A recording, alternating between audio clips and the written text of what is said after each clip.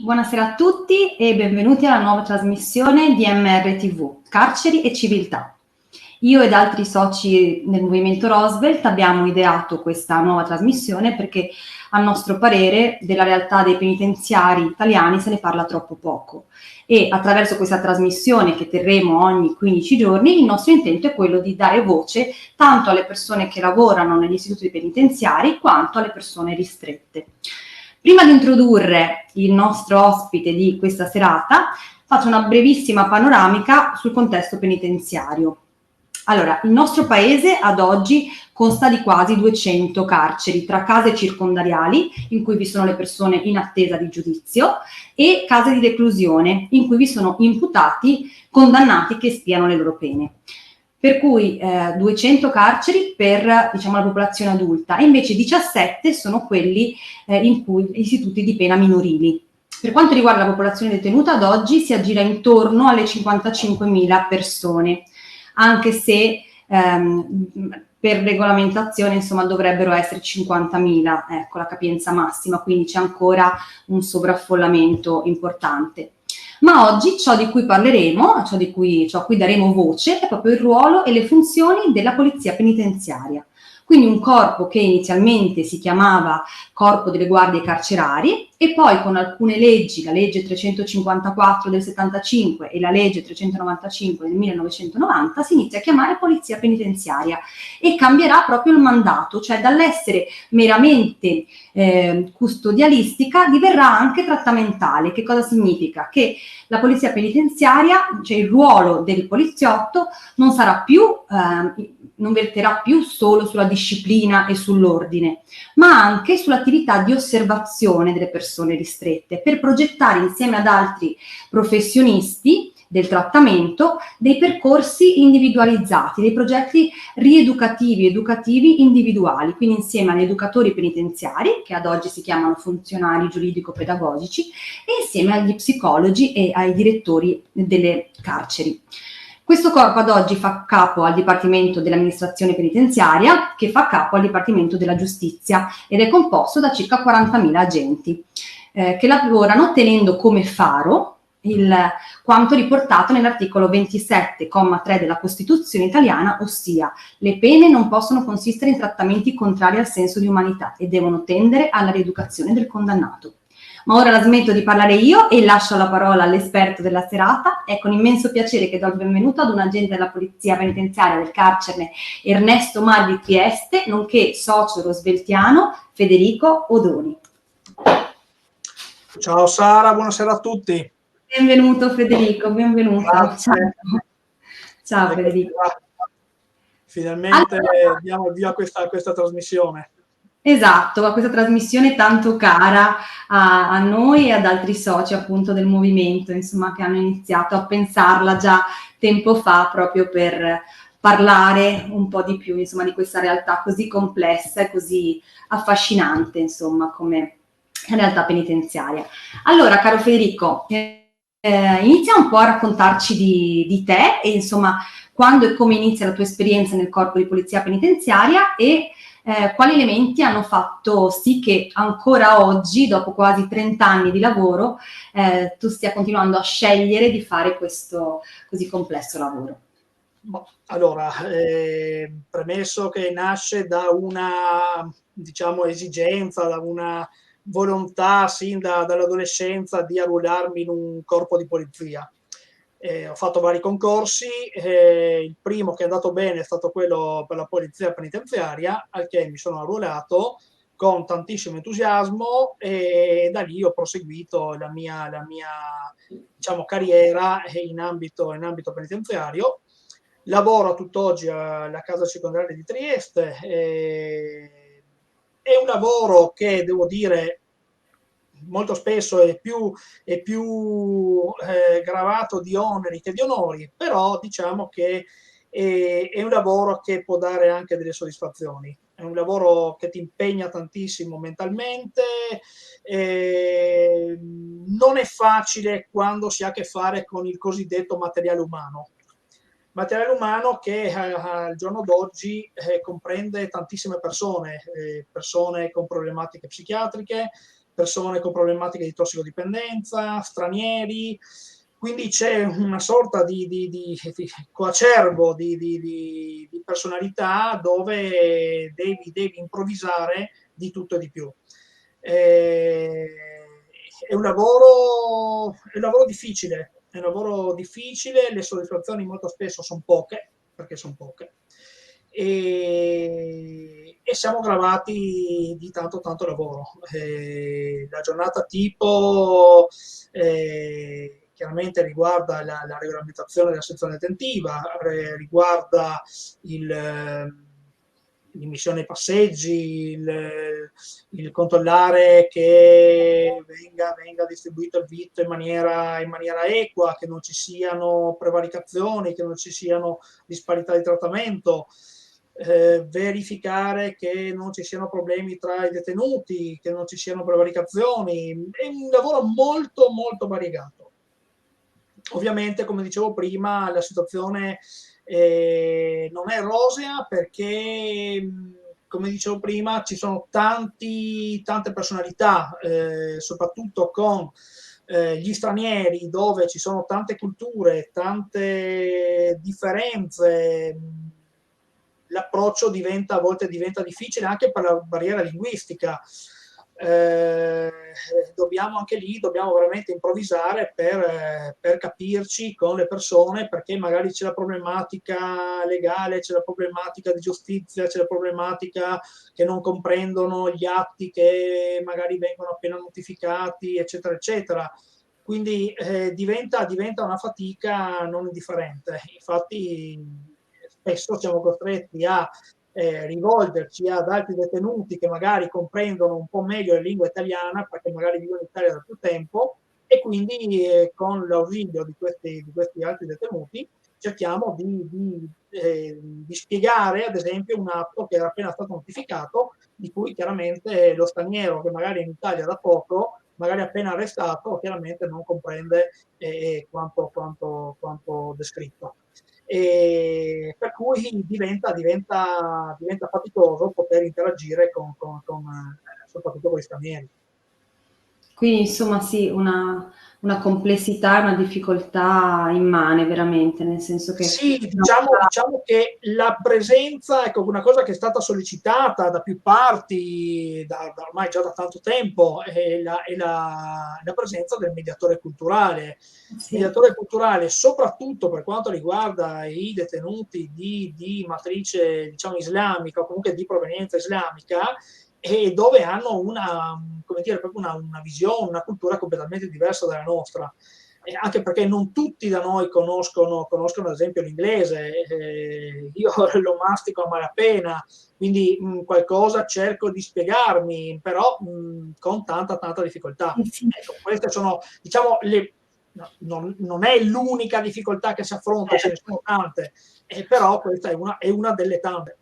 No, appunto mi faceva sorridere, no, pensare che altri detenuti poi andavano a sopperire in una qualche maniera la carenza di personale, nel senso che ci vorrebbero ovviamente molti più mediatori culturali, vista la popolazione straniera appunto nelle carceri, e anche probabilmente molti, anzi sicuramente molti più educatori, molte più persone insomma che lavorano sui progetti individualizzati, ma anche sulla relazione tra i detenuti e i professionisti insomma della polizia penitenziaria, per esempio. Quindi mi faceva, no, sorridere un po' amaramente, insomma, positivamente, nel senso che è bello che, come dire, abbiate costruito delle relazioni tali da poter contare sui ragazzi detenuti per questo, no? Per arrivare magari a comprendersi meglio antropologicamente, venendo da culture diverse. Però insomma è chiaro che siete veramente sotto organico, cioè tutti quelli che si prendono cura a 360 gradi della popolazione detenuta, ecco.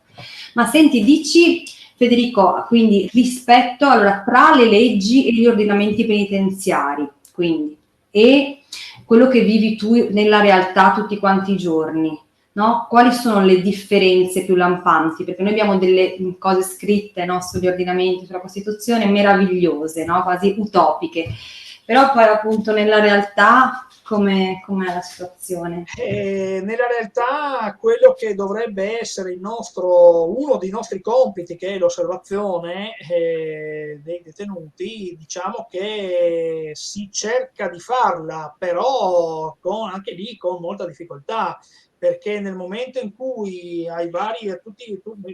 in tutti i ruoli sei innanzitutto oberato di pratiche, sei chiamato a fare, che ne so, un'attività di PG, oppure l'agente di sezione deve regolamentare altre cose, il tempo per quella che dovrebbe essere uno degli elementi principali del nostro lavoro, cioè l'osservazione dei detenuti, diventa scarso, diventa quasi dispersivo, perché materialmente non ce la fai, perché io prendo l'esempio di un ruolo come quello intermedio dei sovrintendenti, per fare un esempio, che dovrebbe essere una sorta di ponte tra gli agenti e i ruoli superiori, anche lì molto spesso non riesci a volte neanche ad ascoltare la problematica del detenuto, che magari anche solo perdere quei 2 minuti come dire, anche può essere uno sfogo, come può essere una richiesta di informazioni a qualunque titolo, e a volte non ce la fai, perché materialmente non hai il tempo di farlo, quando riuscendo ad avere anche quei 10 minuti, quella mezz'ora, anche solo per ascoltare anche un semplice sfogo, e per il detenuto cambia molto la giornata, la semplice giornata cambia, pare di no, ma cambia. E io quando riesco lo faccio, ma quando riesco molto spesso sono costretto a dire: guarda, chiamami domani mattina, chiedi di me, perché in questo momento non ce la faccio, soprattutto in certi turni. Materialmente Certo, anche perché fate turni anche notturni, cioè ovviamente dovete coprire tutte le 24 sì, ore. noi abbiamo, naturalmente il nostro servizio che non termina mai, nel senso che noi siamo articolati 24 ore su 24 su quadranti di 6 ore, alcuni servizi di 8 ore, per cui dobbiamo garantire servizio 24 ore su 24. E per cui in certi turni c'è più attività lavorativa, in certi altri chiaramente, non essendoci ad esempio gli incontri con gli esperti, oppure le visite degli avvocati, le visite dei familiari, chiaramente in certi turni l'attività è più ridotta, ovviamente, tipo la notte o tipo il turno serale. Ma il turno che va più o meno dalle 6 alle 18, quegli orari là, lì c'è la maggior concentrazione del servizio. Però fa pensare, no, questa cosa che avete poco tempo da dedicare ai detenuti o all'osservazione, che è uno degli obiettivi principali appunto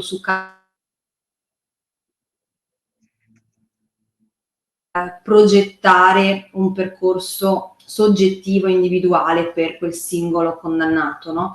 E anche mi fa pensare il fatto che so di per certo, insomma, che non avete un aiuto, voi una tutela psicologica, nel senso che avere a che fare con un'utenza così difficile, vulnerabile, complessa, variegata, ma e con così tante persone che hanno delle diagnosi conclamate, quindi delle diagnosi psichiche, e non avere una supervisione voi psicologica e una formazione anche psicologica e pedagogica è davvero, come dire, è un rischio importante, insomma, di burnout per la vostra salute mentale, no? Assolutamente sì, ma guarda, già questo potrebbe essere argomento per un altro incontro, per un'altra puntata. Ne parleremo volentieri, perché in effetti la problematica del burnout è molto presente nel nostro corpo. Ma magari possiamo dedicare tranquillamente un incontro, una puntata successivamente.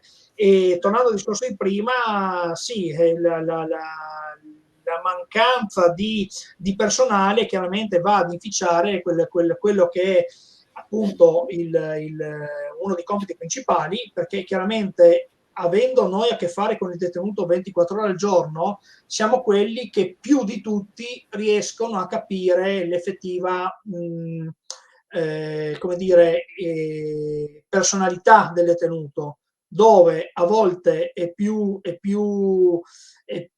palese con noi e magari più mascherata in altri incontri, vedi ad esempio con gli educatori, con lo psicologo, con altre figure professionali, dove magari va un po' più mascherato, magari assume altri atteggiamenti, magari a volte anche manipolatori per ottenere un beneficio, un qualcosa. Per cui questa diciamo, carenza, questa impossibilità di avere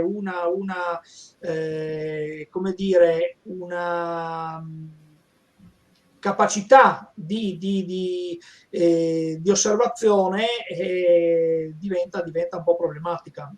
Il nostro lavoro diventa un po' deficitario sotto quell'aspetto là, decisamente. Sì, proprio relazionale, umano e appunto pedagogico, no? Ma Esatto. allora, a me piace molto il vostro motto, no? Che è despondere spem munus nostrum, ossia garantire la speranza è il nostro compito. Magari pochi lo sanno che è il motto della Polizia Penitenziaria e quindi volevo chiederti se dopo così tanti anni di servizio, insomma, è ancora l'obiettivo principe da perseguire secondo te? Ecco. Ma direi che oltre ad essere l'obiettivo principe è anche un aspetto attuale del nostro lavoro, perché comunque, come dicevo prima, noi siamo il filtro tra il detenuto e praticamente quello che è il mondo esterno.